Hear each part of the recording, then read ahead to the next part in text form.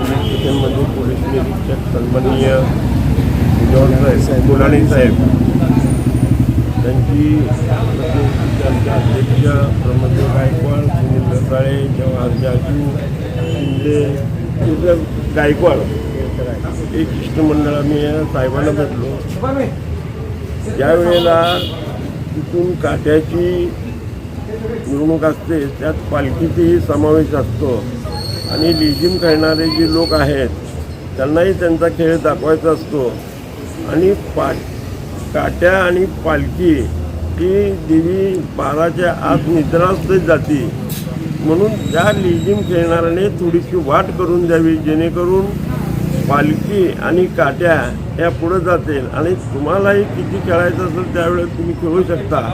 ह्या पद्धतीनं आपण सगळे मंडळं आणि काट्या पालखीचे पदाधिकारी त्यांच्या नियोजनाने आपण ह्या वेळेला असा प्रयोग करणार आहोत. तर त्यासाठी आम्हाला माननीय मुलानी साहेबांनी सुद्धा चांगल्या पद्धतीची माहिती दिली आणि आपण हे काम करू. मिरवणुकीच्या रस्त्याला कमानी असल्या तर कमानी काढायच्या अगोदर एक दिवस आपण सूचना देऊ. अशा पद्धतीनं शांततेनं आणि सर्वांना आपला नवरात्राचा उत्सव साजरा करायला यावा म्हणून आम्ही निवेदन दिलं. त्याप्रमाणे त्यांनी मान्य केलं. अध्यक्ष जोडबापेठ पोलीस स्टेशन येथे सार्वजनिक नवरात्र महोत्सव मंडळ आम्ही शिष्टमंडळ आणि मी अध्यक्ष सदरू या ठाण्याचे वरिष्ठ पोलीस निरीक्षक सुरेश मुलानी साहेब यांच्याशी प्रथमतः आम्ही चर्चा करण्यासाठी आलो होतो मिरवणूक महामार्गाची. या मिरवणूकमध्ये महत्त्वाचं म्हणजे ज्या मानाच्या 5 देव्या आहेत यापैकी या भागामध्ये रूपाभवानी, शिवगंगादेवी आणि इंद्रभवानी या देवी माता असतात. यांना मध्यवर्ती महामार्गामध्ये काही अडचणी येतात.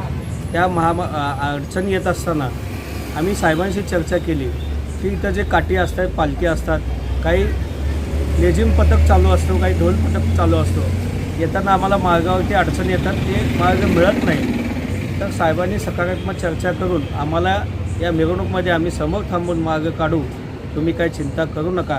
आणि ज्या काही अडचणी आहेत आणि त्यांना परवाना देणारे हेच आहेत, देणारे हेच आहेत, तर आम्ही त्यांची चर्चा करू हे असं आश्वासन दिलं आहे. आणि ते स्वतः येऊन मध्यवर्ती येऊन पाहणी करून आम्हाला मार्ग काढून देणार आहेत असं आश्वासन दिलं.